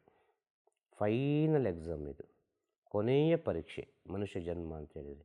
ಆದ ಕಾರಣ ಮನುಷ್ಯ ಜನ್ಮದಲ್ಲಿ ಇಷ್ಟೆಲ್ಲ ಪರೀಕ್ಷೆಗಳು ಬರುತ್ತೆ. ಈ ಪರೀಕ್ಷೆಯಲ್ಲಿ ಸರಿಯಾಗಿ ಉತ್ತರ ಬಂದರೆ ದೇವರನ್ನು ನಮಗೆ ನೋಡ್ಬೋದು, ದೇವರೆಲ್ಲ ಜೀವರಾಶಿಯಲ್ಲಿ ಇದ್ದಾನೆ ಅಂತೇಳಿ ಹೇಳ್ಬೋದು. ಹೇಳೋದತ್ತಾಯ್ತಲ್ಲ. ಇದೆಲ್ಲ ತಿಳಿದುಕೊಳ್ಳಬೇಕಾದ್ರೆ ಒಂದು ಗುರುವಿನ ಸೇವೆ ಮಾಡಬೇಕು. ಒಬ್ಬರ ಜೀವನದಲ್ಲಿ ಗುರು ಬರ್ತಾರೆ ಅಂತೇಳಿ ಸುಲಭದಲ್ಲಿ ಬರೋದಿಲ್ಲ. ನೀನು ಇಷ್ಟು ಸಣ್ಣ ವಯಸ್ಸಿಗೆ ಇಷ್ಟೆಲ್ಲ ಕೇಳ್ತೀನಿ ಅಂತೇಳಿ ಸುಲಭದಲ್ಲಿ ಕೇಳೋದಲ್ಲ ಇದು. ಅದು ನಿನ್ನ ಒಳಗಿರುವ ಅಂತರಾತ್ಮದ ಜ್ಞಾನ, ಆತ್ಮದ ಒಂದು ಜನ್ಮದ ಹಿಂದಿನ ಒಂದು ಪರಿಮಳ ಈ ರೀತಿಯಾಗಿ ಬರ್ತಾ ಉಂಟು. ಜನ್ಮದ ಪರಿಮಳ. ಇದರಲ್ಲಿ ಇಷ್ಟು ಸಣ್ಣ ವಯಸ್ಸಿಗಿಂತ ವಿಚಾರಗಳೆಲ್ಲ ಬರೋದು ಕಷ್ಟ. ಗೊತ್ತಾಯ್ತಾ? ಬೇರೆ ಎಂತ ಬೇಕು? ಏನಿಲ್ಲ, ನಿಮ್ಮ ಆಶೀರ್ವಾದ ಇದ್ದರೆ ಸಾಕು. ಆಶೀರ್ವಾದ ಯಾವಾಗಲೂ ಉಂಟು. ಆಶೀರ್ವಾದ ಎನಿ ಟೈಮ್, 24 hours. ಅರ್ಥಾಯ್ತಲ್ಲ? ಜನ್ಮಕ್ಕೂ ಅದು ಆಶೀರ್ವಾದ. ಹೇಳೋದು ಅರ್ಥಾಯ್ತಾ? ಈ ಮನುಷ್ಯ ಜನ್ಮ ಮುಗ್ದ ಮೇಲೆ ನೆಕ್ಸ್ಟ್ ಏನು? ಮನುಷ್ಯ ಜನ್ಮ ಮುಗಿದ ನಂತರ ಮನುಷ್ಯನಾಗಿರುವಾಗ ಡಿಫೆಂಡ್. ಅವ ಮನುಷ್ಯನಾಗಿರುವಾಗ ಹೇಗೆ ಇದ್ದಾನೆ ಅವ? ಈಗ ಒಂದು ಮಾನವ ದೇಹ ಸಿಕ್ಕಿತು. ಈ ಮಾನವ ದೇಹ ಸಿಕ್ಕಿದಾಗ ಅವನು ಏನು ಮಾಡ್ತಾನೆ ಅದರ ಮೇಲೆ ಡಿಫೆಂಡ್. ಮನುಷ್ಯ ಜನ್ಮ ಮುಗಿದ ನಂತರ ಮನುಷ್ಯ ಜನ್ಮದಲ್ಲೇ ಬರಬೇಕು. ಬೇರೆ ಜನ್ಮದಲ್ಲಿ ಬಂದರೆ ಇವನ ಜೀವನ ಸರಿಯಿಲ್ಲ ಅಂತೇಳಿ ಅರ್ಥ. ಇವ ಎಷ್ಟೋ ಜನರನ್ನು ನೋಯಿಸ್ತಾನೆ, ಇವ ಎಷ್ಟೋ ಜನರಿಗೆ ಏನೆಲ್ಲ ಹೇಳ್ತಾನೆ, ಇವ ಎಷ್ಟೋ ಜನರಿಗೆ ಒಳ್ಳೆಯವನಾಗಿದ್ದಾನೆ, ಎಷ್ಟೋ ಜನರಿಗೆ ಇವನ ಕೈಲಾದ ಸೇವೆ ಮಾಡಿದ್ದಾನೆ. ಇವನಲ್ಲಿ ಯಾವುದೇ ರೀತಿಯ ಸ್ವಾರ್ಥವೇ ಇಲ್ಲ, ನಿಸ್ವಾರ್ಥದಲ್ಲಿದ್ದಾನೆ, ಇವನಿಗೆ ದೇಹ ಭಾವನೆ ಇಲ್ಲ, ಇವನು ಜ್ಞಾನಸ್ಥಿತಿಯಲ್ಲಿದ್ದಾನೆ ಅಂತೇಳಿ ಈಗ ಹೇಳಿದ ಒಳ್ಳೆಯದು ಕೆಟ್ಟದ್ದು ಉಂಟಲ್ಲ, ಎರಡು ವಿಚಾರ ಈ ಜೀವನದಲ್ಲಿರೋದು. ಈ ಮಾನವ ರೂಪ ಸಿಕ್ಕಿದ ಮೇಲೆ ಅವ ಯಾವ ರೀತಿ ಹೋಗ್ತಾನೆ ಅದರ ಮೇಲೆ ಮುಂದಿನ ಜನ್ಮ ಡಿಫೆಂಡ್ ಆಗಿದೆ. ಅದು ಮನುಷ್ಯ ಜನ್ಮವೇ ಆಗ್ಬೋದು. ಮನುಷ್ಯ ಜನ್ಮದಿಂದ ಈ ಪಂಚಭೂತಕ್ಕೆ ಹೋಗಿ ಸೇರ್ಬೋದು. ಗಾಳಿ ಆಗ್ಬೋದು, ನೀರಾಗ್ಬೋದು, ಏನು ಬೇಕಾದ್ರೂ ಆಗ್ಬೋದು. ಖಂಡಿತವಾಗಿ ಅದು ಜೀವವೇ ಅಲ್ವಾ, ಅದು ಬೇಕೇ ಅಲ್ವಾ, ಅದು ಆಗ್ತದೆ. ಈಗ ನಾವು ಬರಬೇಕು ಅಂತ ಹೇಳಿದರೆ, ಈಗ ಮಾನವ ಬರಬೇಕು ಅಂತ ಹೇಳಿದರೆ ನಾವು ಬರುವ ಎಷ್ಟೋ ಕೋಟಿ ವರ್ಷಗಳ ಹಿಂದೆ ನೀರು ಬಂದಿದೆ. ಆ ನೀರು ಬಂದದ್ರಿಂದ ನಾವು ಆದದ್ದು. ಆದ ಕಾರಣ ನಮ್ಮೊಳಗೆ ನೀರಿರೋದು. ಅದಿಲ್ಲದೆ ಬಿಟ್ಟಿರ್ಲಿಕ್ಕೆ ಆಗೋದಿಲ್ಲ. ಆಗ ನೀರಿಂದ ತಾನೆ ಇದೆಲ್ಲ ಆದದ್ದು. ಆಗ ದೇಹಕ್ಕೆ ಏನು ಹೇಳ್ತಾರೆ? ಮಣ್ಣು ಅಂತೇಳಿ. ಈ ಮಣ್ಣು ಆದದ್ದು ಹೇಗೆ ಅಂತ ಕೇಳೋದು ನಾನು. ಅದಕ್ಕೆ ನೀರು ಬೇಕಿತ್ತು ಮುಖ್ಯವಾಗಿ. ಅಲ್ಲಿಗೆ ಹೋಗಿ ಮುಟ್ತದೆ ಅಂತ ಹೇಳೋದು. ಅದು ಜನ್ಮವೇ ಅಂತ ಹೇಳೋದು. ಪವಿತ್ರ ಜನ್ಮ ಅಂತ ಹೇಳೋದು ಯಾವುದೋ ನೀರು, ಉನ್ನತ ಜನ್ಮ ಅಂತ ಹೇಳೋದು. ಇನ್ನು ಸೈನ್ಸಲ್ಲಿ ಹೇಳಿದ್ರೆ ಅದೊಂದು ಅಣು. ಅಣು ಅಂದರೆ ಅದಕ್ಕೆ ಜೀವ ಇರಬೇಕು. ಜೀವ ಇದ್ದರೆ ಮಾತ್ರ ಅದು ಅಣು ಆಗೋದು. ಯಾವುದೋ ಒಂದು ಕೆಲಸ ಮಾಡಬೇಕದು. ಆಗ ಅಲ್ಲಿ ಭಗವಂತ ಇದ್ದಾನೆ ಅಂತ ಆಯ್ತಲ್ಲ, ನೀರಲ್ಲಿ ಕೂಡ. ಆಗ ಅದೊಂದು ಜನ್ಮ ಅಂತ ಆಯ್ತಲ್ಲ. ಆಗ ಅದು ಎಲ್ಲರಿಗೂ ಬೇಕಾದ ಜನ್ಮ ಆಯ್ತಲ್ಲ. ಇದು ಮನುಷ್ಯ ಜನ್ಮ ಇಂಥ ಉನ್ನತ ಉನ್ನತ ಉನ್ನತ ಋಷಿಗಳು, ಮುನಿಗಳು, ಯೋಗಿಗಳು ಎಲ್ಲಿ ಹೋಗಿ ಸೇರ್ತಾರೆ ಅಂತ ಹೇಳೋದು. ಇದನ್ನೇನು ಹೇಳ್ತಾರೆ ಗೊತ್ತಾ? ಮೋಕ್ಷ ಆಯಿತು, ಮೋಕ್ಷ ಆಯಿತು ಅಂತ ಹೇಳ್ತಾರೆ. ಮೋಕ್ಷ. ಮೋಕ್ಷ ಆಗೋದಂದರೆ ಏನು? ಮುಕ್ತಿಯಾಗೋದಂದರೆ ಏನು? ಮುಕ್ತಿಯಾಗೋದು ಅಂತ ಹೇಳಿದರೆ ಮನುಷ್ಯ ಜನ್ಮ ಇನ್ನೊಂದು ಜನ್ಮವಾಗಿವರೆಗೂ ಮನುಷ್ಯ ಜನ್ಮದಲ್ಲೇ ಬರೋದು. ಅದಕ್ಕೆ ಮುಕ್ತಿ ಅಂತ ಹೇಳೋದು. ಮೋಕ್ಷ ಅಂತೇಳಿದರೆ ಒಂದು ಸ್ಥಿತಿಗೆ ಐಕ್ಯ ಆಗೋದು. ಪಂಚಭೂತದಲ್ಲಿ ನೀರಿಗೆ ಐಕ್ಯ ಆಗಿಬಿಡೋದು. ಅಷ್ಟು ಸೂಕ್ಷ್ಮ ಆಗೋದು ಈ ಅಣುಗಳು. ಅರ್ಥ ಆಯ್ತಾ? ನಮ್ಮ ದೇಹದ ಅಣುಗಳು ಈ ಸೂಕ್ಷ್ಮವಾಗಿ ಅದು ಕೊನೆಗೆ ನೀರಿನೊಟ್ಟಿಗೆ ಬೆರೆತು ಬಿಡ್ತದೆ. ಅದಕ್ಕೆ ಮೋಕ್ಷ ಅಂತ ಹೇಳೋದು. ಗಾಳಿಯೊಟ್ಟಿಗೆ ಬೆರೆತು ಬಿಡ್ತದೆ. ಅದಕ್ಕೆ ಮೋಕ್ಷ ಅಂತ ಹೇಳೋದು. ಮಣ್ಣಿನೊಟ್ಟಿಗೆ ಬೆರೆತು ಬಿಡ್ತದೆ. ಮತ್ತು ಅದರ ರೂಪ ಇಲ್ಲ. ಹೇಳೋದು ಅರ್ಥ ಆಯ್ತಾ? ಭಗವಂತ ಎಲ್ಲಿ ಇದ್ದಾನೆ, ಭಗವಂತನಾಗೋದು ಹೇಗೆ, ಅಲ್ಲಿಗೆ ಹೋಗಿ ಸೇರಬೇಕು. ಯಾವುದು? ಈ ರೂಪ, ಮನುಷ್ಯ ರೂಪ. ಅದು ಅಲ್ಟಿಮೇಟ್ ಸ್ಟೇಟ್ ಆಗ್ತದೆ. ಆಗ ಹೇಳೋದು ಅರ್ಥ ಆಯ್ತಾ? ಮತ್ತು ನಾವು ಈಗ ದೇವ್ರಿದೆ ಅಂತ ನಾವು ಊಹಿಸ್ಕೊಂಡಿದೀವಲ್ವ, ಶಿವ ನೋಡಕ್ ಹಿಂಗಿರ್ತಾನೆ, ಹಾಂ ಅವನ ಗಂಟ್ಲೆಲ್ಲ ಬ್ಲೂ ಇರುತ್ತೆ, ಹಂಗೆ ಹಿಂಗೆ ಅಂತ ನಾವು ಊಹಿಸ್ಕೊಂಡಿದೀವಿ. ಅರೆ ನಿಜವಾಗ್ಲೂ ದೇವ್ರು ನೋಡಕ್ ಹೆಂಗಿರ್ತಾರೆ? ದೇವರು ನೋಡಲಿಕ್ಕೆ ಹೇಗಿರ್ತಾರೆ? ದೇವರು ಸಕಲ ಜೀವರಾಶಿಯಲ್ಲಿ ಇದ್ದಾರೆ. ನೀನು ಹೇಗೆ ನೋಡ್ತೀಯ ಹಾಗೆ ಇರ್ತಾನೆ ದೇವರು. ಈಗ ನನ್ನ ಕಣ್ಣಿಗೆ ನೀನೇ ದೇವರು. ನಿನ್ನೊಳಗೆ ತಾಯಿ ಇದ್ದಾರೆ, ನಿನ್ನೊಳಗೆ ಜಗನ್ಮಾತೆ ಇದ್ದಾರೆ. ಏನೋ ಒಂದು ತಾಯಿಯ ರೂಪದಲ್ಲಿ ಒಂದು ಜ್ಞಾನವನ್ನು ಮಾತಾಡಿಸ್ತಾ ಇದ್ದಿ ಅಂತೇಳಿ ನಾನು ತಿಳ್ಕೊಳ್ತೇನೆ. ಅರ್ಥ ಆಗ್ತಿಲ್ಲ? ನಾವು ನೋಡುವ ಮೇಲೆ,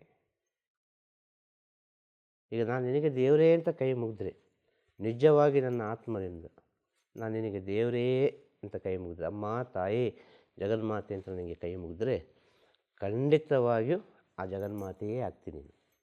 ಯಾವಾಗ? ನನ್ನ ಒಳಗೆ.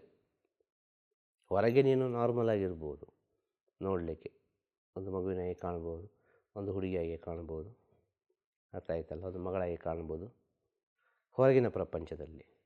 ಒಳಗಿನ ಪ್ರಪಂಚದಲ್ಲಿ ಸಾಕ್ಷಾತ್ ತಾಯಿಯೇ ಆಗಿರ್ತೀನಿ ನೀನು. ಸೊ ನಮ್ಮ ಒಳಗಿರೋದು, ನಮ್ಮ ಒಳಗಿಂದ ನೋಡೋ ಗೊತ್ತಾಗ್ತದೆ ದೇವರು ಹೇಗಿರ್ತಾನೆ ಅಂತೇಳಿ, ಯಾವ ರೀತಿ ಇದ್ದಾನೆ ಅಂತೇಳಿ. ನೀನು ಯಾವ ರೂಪದಲ್ಲಿ ನೋಡ್ತಿ ಆ ರೂಪದಲ್ಲಿ ಇದ್ದ, ಇದಂತೂ ಸತ್ಯ. ಸೊ ನಮ್ಮ ಒಳಗೆ ದೇವರನ್ನು ಕೂತ್ಕೊಳಿಸಿದರೆ, ನಮ್ಮ ಒಳಗೆ ನಾವು ದೇವರಿಗೆ ಸ್ಥಳ ಕೊಟ್ಟರೆ, ನಮಗೆ ಹೊರಗೆ ಕಾಣೋದೆಲ್ಲ ದೇವರೇ. ಹೇಳೋದಾಯ್ತಾ? ಯಾವ ರೂಪದಲ್ಲಿದ್ದಾನೆ ಅಂತ ಹೇಳೋದು ದೇವರು ಅಲ್ವಾ? ಎಲ್ಲ ರೂಪದಲ್ಲಿರೋದು ದೇವರೇ. ಅವನಿಗೆ ರೂಪವೇ ಇಲ್ಲ, ಆದರೆ ಎಲ್ಲ ರೂಪದಲ್ಲಿಯೂ ಇದ್ದಾನೆ. ಅದಕ್ಕೆ ದೇವರು ಅಂತ ಹೇಳೋದು. ದೇಹ ಅಂದರೆ ದೇಹ, ಗೊತ್ತಾಯ್ತಲ್ವ? ವಾ ಅಂತೇಳಿದರೆ ಗಾಳಿ, ಶ್ವಾಸ. ರು ಅಂತೇಳಿದರೆ ರಹಸ್ಯವಾಗಿ ಅಡಗಿರುವ ಆತ್ಮ. ದೇಹ ಬೇಕು, ಆಗೋದಿಲ್ಲ. ದೇಹ ಇಲ್ಲದ್ರೆ ಆಗೋದಿಲ್ಲ ಆ ಭಗವಂತನ ತಿಳಿಲಿಕ್ಕೆ. ಜೀವಾತ್ಮ ಬೇಕು. ಆ ಜೀವಾತ್ಮ ಚೆನ್ನಾಗಿರಬೇಕು ಅಂದರೆ ಅಲ್ಲಿ ಶ್ವಾಸ ಚೆನ್ನಾಗಿರಬೇಕು. ಗೊತ್ತಾಯ್ತಾ? ಆ ಶ್ವಾಸ ಎಲ್ಲಿವರೆಗೆ ಇರ್ತದೆ ಗೊತ್ತಾ? ನಮ್ಮೊಳಗೆ ದೇವರು ಇರುವಲ್ಲಿವರೆಗೆ ಆ ಶ್ವಾಸ ಇರ್ತದೆ. ನಮ್ಮಲ್ಲಿ ದೇವರು ಹೋದರು ಅಂತ ಹೇಳಿದರೆ, ಹೇಳೋದು ಅರ್ಥ ಮಾಡಿಕೊ, ನಮ್ಮ ಒಳಗೆ ದೇವರು ಹೋದರು ಅಂತ ಹೇಳಿದರೆ ಅಲ್ಲಿ ಮತ್ತೆ ಏನಿಲ್ಲ, ಅಲ್ಲಿ ಕೇವಲ ಶವ. ಗೊತ್ತಾಯ್ತಾ? ಕೇವಲ ಶವ. ಹಾಗಾದ್ರೆ ಎಲ್ಲರೂ ದೇವರು ಆಯ್ತಾರಲ್ಲ. ಆಗ ಎಲ್ಲರೊಳಗೆ ದೇವರು ಇದ್ದಾನೆ ಅಂತ ಆಯ್ತಲ್ಲ, ಶಕ್ತಿ ಚೈತನ್ಯ ಉಂಟು ಅಂತ ಆಯ್ತಲ್ಲ. ಅದನ್ನು ಕೋಟಿ ಕೋಟಿ ಪರ್ಚೇಸ್ ಮಾಡಲಿಕ್ಕಾಗ್ತದ? ಹಾಂ, ಈಗ ದೇವರು ಎಲ್ಲಿದ್ದಾನೆ ಅಂತ ಗೊತ್ತಾಯ್ತಾ? ಅದು ಯಾರಿಂದಲೇ, ಎಂಥ ಕೋಟ್ಯಾಧಿಪತಿ ಅಲ್ಲ, ಎಂಥ ಋಷಿಮುನಿ ಆದರೂ ಸರಿ, ಅರ್ಥ ಆಯ್ತಲ್ಲ, ಅದನ್ನು ಪರ್ಚೇಸ್ ಮಾಡಲಿಕ್ಕೆ ಆಗೋದಿಲ್ಲ. ಹಾಂ, ಹುಟ್ಟಲಿಲ್ಲ ಯಾರು. ಅದು ಸೃಷ್ಟಿ ಆಗುವುದು, ಪರ್ಚೇಸ್ ಮಾಡೋದಲ್ಲ.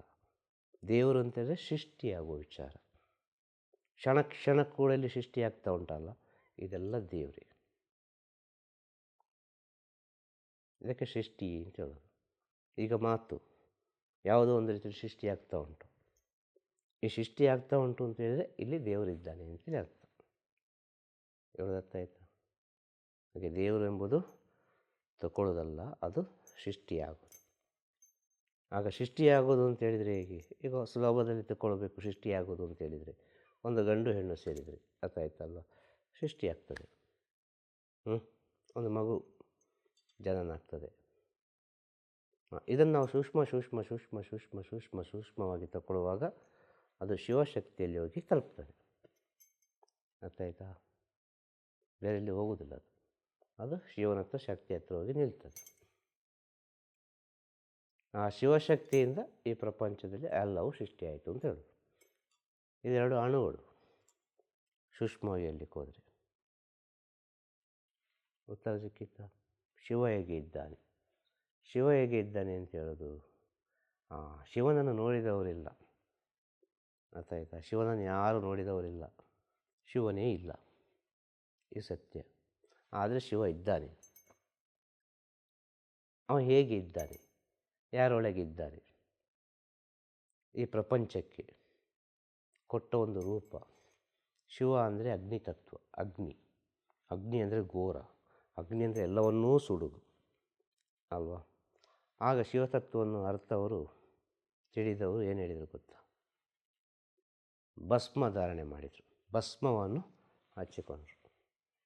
ಇದೆಲ್ಲ ನಶ್ವರ, ಇದೆಲ್ಲ ನಶ್ವರ ಎಂಬ ಸತ್ಯವನ್ನು ತಿಳಿದು ಭಸ್ಮವನ್ನು ಹಚ್ಚಿದರು. ಆಗ ನಶ್ವರ ತತ್ವ ಅಂದರೆ ಶಿವ. ಆಗ ಅದನ್ನೊಬ್ಬ ತಿಳಿದರೆ ತಾನೇ ಮಾಡಲಿಕ್ಕೆ ಸಾಧ್ಯ. ಆಗ ತಿಳಿದವನೊಬ್ಬ ಋಷಿ. ಆ ಋಷಿ ಯಾವ ರೀತಿ ಇದ್ದಾನೆ? ಆ ಋಷಿಯಾದವ ಸಂಸಾರ ಬಂಧನ ಅವರು ಇವರು ಅಟ್ಯಾಚ್ಮೆಂಟಲ್ಲಿ ಇರೋದಿಲ್ಲ. ಅವ ದೂರ ಹೋಗಿ ಕೂತ್ಕೊಂಡ. ಎಲ್ಲಿ ಹೋದ? ಮನುಷ್ಯರು ಬರದ ಸ್ಥಳಕ್ಕೆ ಹೋದ. ಸತ್ಯವನ್ನು ಅರ್ಥ ಮಾಡಿಕೊಳ್ಳಲಿಕ್ಕೆ ಬೇಕಾಗಿ, ಸತ್ಯಸ್ಥಿತಿ ತಿಳಿಲಿಕ್ಕೆ ಬೇಕಾಗಿ, ಈ ಮಾನವ ಜನ್ಮದ ಸತ್ಯ ತಿಳಿಲಿಕ್ಕೆ ಬೇಕಾಗಿ, ಮಾನವ ಜನ್ಮ ಅಂದರೆ ಏನು ಅಂತ ತಿಳಿಲಿಕ್ಕೆ ಬೇಕಾಗಿ, ಈ ಮಾನವರಿಗೆ ಮಾನವ ಜನ್ಮ ಏನು ಅಂತೇಳಿ ಅರಿವಾಗಲಿಕ್ಕೆ ಬೇಕಾಗಿ, ಒಂದು ಆ ಕಡೆಯಿಂದ ಒಂದು ಈ ಕಡೆ ಅಂತ ಅರ್ಥ ಆಯ್ತಲ್ವ ಸ್ಥಿತಿಯನ್ನು ಹೇಳೋದು. ಸ್ಮಶಾನದಲ್ಲಿ ಕೂತ್ಕೊಂಡ ಅವನು. ಯಾವಾಗಲೂ ನೋಡ್ತಾ ಇರ್ತಾನೆ, ಮಾನವ ಇಷ್ಟೇ ಅಂತೇಳಿ, ಮಾನವ ಇಷ್ಟೇ, ಮಾನವ ಇಷ್ಟೇ, ಮಾನವ ಇಷ್ಟೇ ಅಂತೇಳಿ ಹೇಳೋದರ್ಥ ಆಯ್ತಾ? ಇದೊಂದು ವ್ಯಕ್ತಿ, ಒಬ್ಬ ಋಷಿಯ ಗುರುವ ಯಾರೋ ಒಬ್ಬ. ಆ ಸ್ಮಶಾನದಲ್ಲಿ ಅವನು ಕೂತ್ಕೊಳ್ಬೇಕಾದ್ರೆ ಯಾವ ರೀತಿ ಇರಬೇಕು? ತನ್ನ ದೇಹ ಭಾವನೆಯನ್ನೇ ಬಿಟ್ಟಿರ್ಬೇಕು ಅವನು ಅಲ್ವಾ. ಆ ದೇಹ ಭಾವನೆಯನ್ನೇ ಬಿಡುವಾಗ ಅವನಿಗೆ ಜಟೆ ಎಲ್ಲವೂ ಬರ್ತದೆ ಅಲ್ವಾ. ಶಿವ ನಮಗೆ ತೋರಿಸಿದ್ದಾರೆ, ಸುಂದರವಾಗಿ ತೋರಿಸಿದ್ದಾರೆ ಒಂದು ಮುಖವನ್ನು. ನಿಜವಾಗಿ ಹಾಗೆ ಅಲ್ಲ ಶಿವ. ಅಗ್ನಿ ತತ್ವದ ಶಿವನ ಮುಖದ ಸ್ಥಿತಿಯೇ ಬೇರೆ ಇರಬೇಕು. ಆಗ ಹೇಳಿದರು ಆ ಮುಖ ಭಾಳ ಇಂಪಾರ್ಟೆಂಟ್ ಅಂತ. ಮುಖದಲ್ಲಿ ಎಲ್ಲವೂ ವಿಚಾರಗಳಿರೋದು. ಆಗ ಮುಖವನ್ನು ಸುಂದರವಾಗಿ ರೂಪಿಸಿದ್ರು. ಹೇಳೋದರ್ಥ ಆಯ್ತಾ? ಜಟೆ ಗಿಟೆ ಎಲ್ಲ ಕೊಟ್ಟರು, ಕಮಂಡಲ ಕೊಟ್ಟರು, ರುದ್ರಾಕ್ಷಿ ಕೊಟ್ಟರು, ಎಲ್ಲ ಕೊಟ್ಟರು ಅಂತ ಹೇಳಿದರೆ, ಒಂದು ವ್ಯಕ್ತಿಯ ರೂಪವನ್ನೇ ಅವ ಪ್ರಪಂಚಕ್ಕೆ ಹೇಳಿದಂಥ ವಿಚಾರ. ಶಿವ ಹೀಗೆ ಇರ್ತಾನೆ ಹೇಳಿದಾಯ್ತಾ. ಶಿವ ಇಲ್ಲಿ ಬಂದು ಹೇಳಲಿಲ್ಲ ನಾನು ಹೀಗೆ ಇದ್ದೇನೆ ಅಂತೇಳಿ. ಅಗ್ನಿ ತತ್ವವನ್ನು ಮನುಷ್ಯನ ರೂಪಕ್ಕೆ ರೂಪಾಂತರಗೊಳಿಸಿದರೆ ಆ ರೂಪ ಯಾವ ರೀತಿ ಉಂಟು ಅಂತ ಹೇಳಿದರೆ ಅದು ಶಿವನ ರೂಪ ಅಂತ ಹೇಳ್ಬೋದು. ಹೇಳ್ದತ್ತಾಯ್ತಲ್ಲ. ಈಗ ನಮಗೆ ಹೆಂಗೆ ನೀವು ಗುರು, ಹಂಗೆ ನಿಮಗೂ ಗುರು ಇರ್ತಾರೆ. ಅವ್ರಿಗೆ ಹೇಗೆ ಸೇವೆ ಮಾಡೋದು ನೀವು? ಎಷ್ಟು ವರ್ಷ, ಎಲ್ಲಿ? ನಾನಾ? ಒಳ್ಳೆ ಪ್ರಶ್ನೆ, ಖುಷಿ ಆಯ್ತು ನನಗೆ, ತುಂಬ ಖುಷಿ ಆಯಿತು. ಕೊಯಮತ್ತೂರು ಅರ್ಥ ಆಯ್ತಾ? ಕೊಯಮತ್ತೂರಲ್ಲಿ ಪನ್ನೀರ್ ಮಲೆ ಅಂತೇಳಿ, ಪನ್ನೀರು ಮಲೆಯಲ್ಲಿ ನಮ್ಮ ಗುರು ಸೇವೆ ನಡೆದದು. ಅದು ಪನ್ನೀರು, ಆ ಮಲೆಯಲ್ಲಿ ನೀರೆಲ್ಲ ಪನ್ನೀರು ಪನ್ನೀರು ಪನ್ನೀರು ಬಿಡೋದು, ಅಷ್ಟು ಪರಿಮಳ ಅದು. ಅರ್ಥ ಆಯ್ತಾ? ಅಲ್ಲಿ ನಮ್ಮ ಗುರು ಸೇವೆ ನಡೆದದು. ನಾವು ಗುರು ಸೇವೆ ಮಾಡಲಿಕ್ಕೆ ಭಗವಂತ ನಮಗೆ ಒಂದು ಯೋಗ ಕೊಟ್ಟದ್ದು, ಭಾಗ್ಯ ಕೊಟ್ಟದ್ದು. ನಮ್ಮ ಗುರುದೇವರ ಹೆಸರು